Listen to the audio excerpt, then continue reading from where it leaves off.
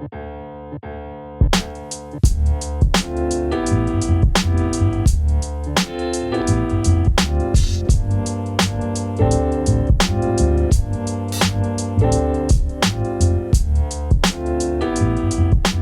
ora e te whānau, ko hakaraia tēnei, anei anō mau ko tāwharau, me tahi akoranga o Toa Jiu-Jitsu. Ko te akoranga o te rangi nei, he puni tua. Ko te puni tua, he momo puni toto. Ko te puni toto, he neke anga e aukati i te rere o te toto, ki te mahunga, ki te whakamoe i tō hoariri. Nare, e tima. Ka timata ki konei, kua honu tō hoariri. Ko tā tātou pirangi, ki te takapore whakamua, kia āhei mātai te mahi i tēnei puni tua. Tuatahi, me mau o ringa pērā ki te tātua, tuarua, me pēhi i tana mahunga ki raro. Ki te kore au e pēhi i tana mahunga, ka pēnei.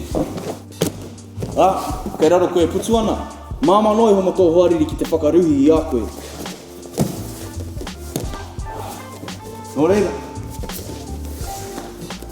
me kaha, te pēhi i tana mahunga, kia pai tō takapore whakamua.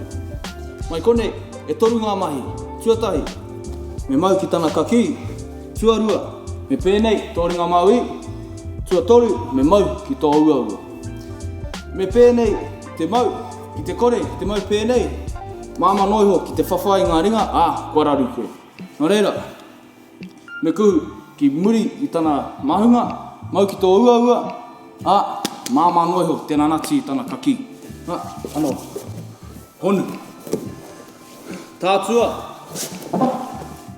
takapore, mau ki tana kaki, pēnei, mau ki tō uaua, nanati. Nō reira e te whānau, koera te puni tua, Toa Jiu-Jitsu.